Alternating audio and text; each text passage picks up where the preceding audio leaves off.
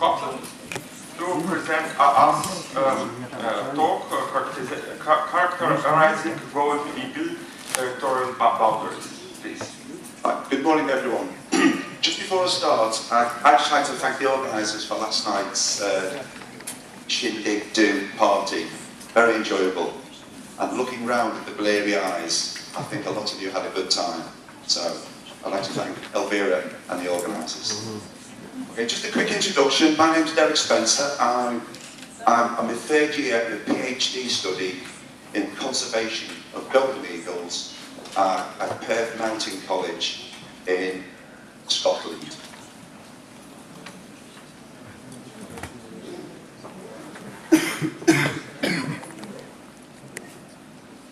There we go. The aim of the talk, I want to confirm golden eagle range boundaries and understand the nature of golden eagle boundary interactions.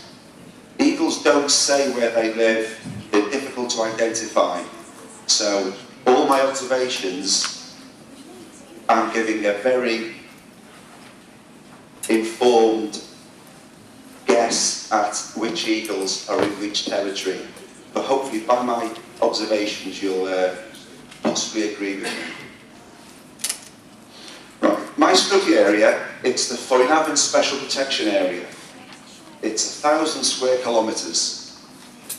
There's 6 golden eagle ranges in the area, and I'm studying another 8 territories on the periphery.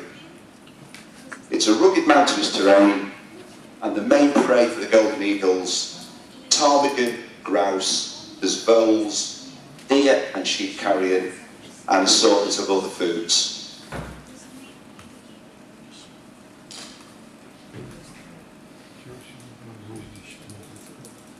That's the Foinavan Special Protection Area, which is the top northwest of Scotland. It's one of the most, in fact I think it's the most northwestern golden eagle area in Europe.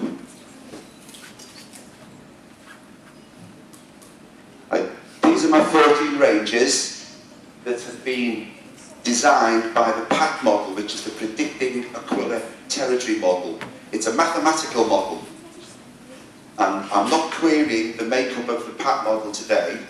What I'm going to do is challenge it by my observations and just, do the eagles conform to those lovely straight lines, which is the mathematical PAC model.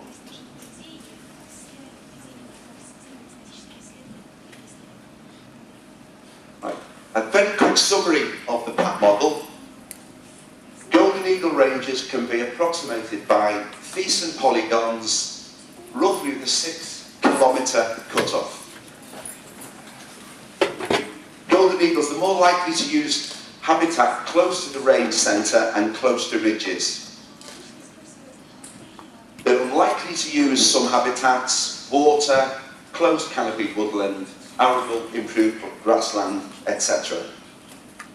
So these features were combined to produce an expected use for each 50 pixel within an eagle's range. The PAC model can be found in McLeod et al. And Fielding et al., which are publications regarding the PAC model. There we go, a golden eagle eye. Took a photograph of. Right, field methods. This is what I've done in the last 3 years.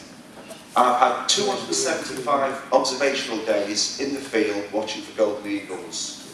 I've been focusing on boundary flights, interactions, displays. I'm also studying range occupation and nesting success. I've been doing line transects to assess food availability.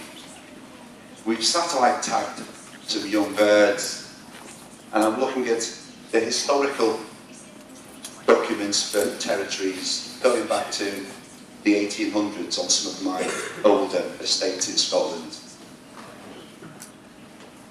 I've been recording territorial displays, and I've had soaring, circling, spiraling upwards, patrolling, mainly alone, patrolling the territorial boundaries, bunch undulating roller coastering where they display. I've seen a little bit of talon tipping and grappling, not very much. Arrow flight, which is juvenile birds being chased out of territories where they shouldn't be by dominant residents. And some eyrie drive past where the loop is less sharp as a display, but more, I think, a pair bonding, showing the female in the eyrie that the male is still there. Okay, so I said 275 days in the field. I've recorded all the golden eagle flights, and that was on 200 days. So 75 days, I didn't see a thing. I recorded territorial boundary flights on 45 days. So mathematics, every 6th day, I saw a territorial boundary flight. So going on that, I needed to spend 48 hours in the field to see one territorial boundary flight. So that's a lot of time in the field to see maybe just one short flight that may give me an indication of a boundary interaction. Right, this is an overview of the boundary lines that I've seen. I'll go to each individual territory. Right. The B is a breeding territory where they've got chicks. The B. N is non-breeding. So, centre of territory for the breeding, and a fair bit of activity on the non-breeding territory, and one excursion in the breeding. I've seen numerous activity in the centre of the glen, but I'm just trying to concentrate on territorial boundaries.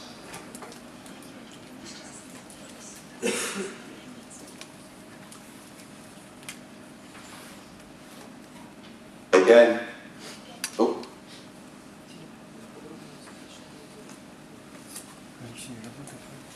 a breeding territory and another breeding territory. Not many territorial interactions, one across, a lot of zigzagging, and tending to keep to that boundary line. As I said, many more territorial flights, but these were the only ones I actually saw on a territory.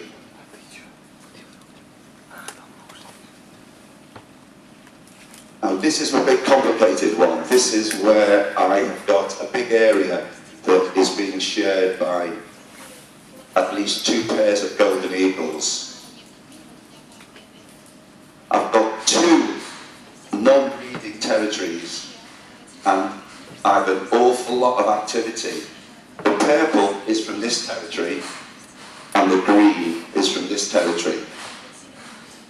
We appear to have an area that the eagles are quite happy to fly together, but they always tend to go back into their own territory. This is where it gets confusing with, am I 100% sure that the eagles I'm seeing are from a certain territory? So this is where I've made an informed observational guess, I suppose, that I'm sure some of the lines could be slightly out, but overall, with my time in the field, I'm quite happy that that boundary is respected by the 2 pairs that are in those territories.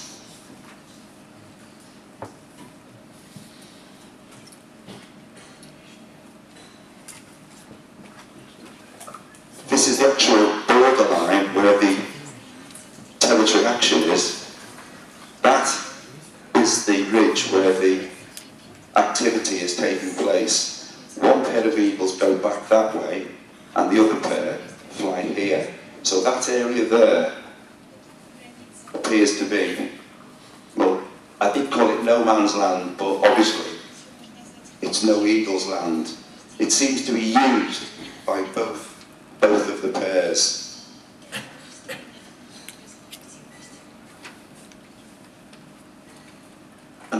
territories, excuse me,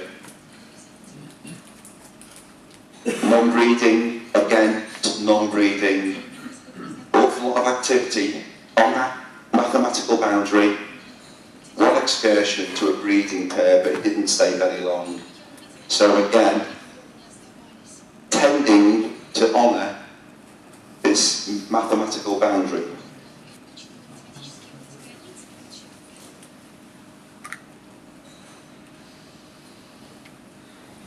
Again, another short slide. Again, tending to keep to the boundaries. This is my most interesting slide. This is 2 golden eagles, and I was in the field there, and I saw this golden eagle fly towards that ridge. And I thought, there's going to be some trouble soon, and within a minute, that golden eagle appeared, and for 10 minutes, I had what we call a Mexican standoff.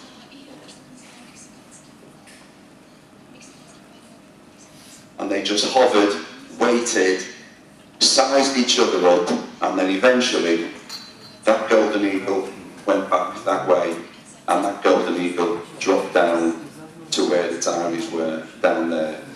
And that was exactly on the territorial boundary on the ridge.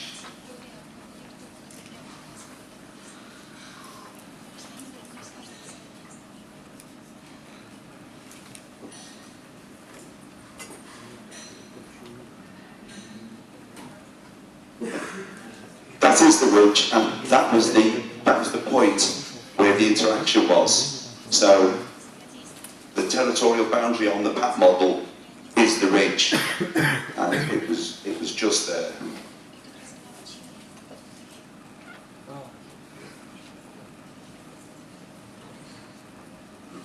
Okay, most activity appears to be on the boundaries for non-breeding.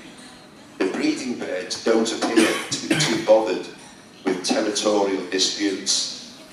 Maybe they're busy feeding the young. Neighbouring territories with breeding pairs have very little territorial activity. So most territorial activity centres on establishing a basis for occupation and nesting. So most of my observations have been centre territory close to eyries.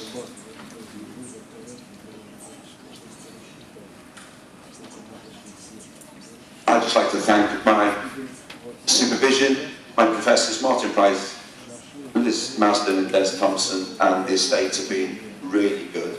And I'd just like to thank you for listening, and I'll finish off with a photograph that was taken. This photograph was taken in a territory where the local landowner wants to have a hydro scheme.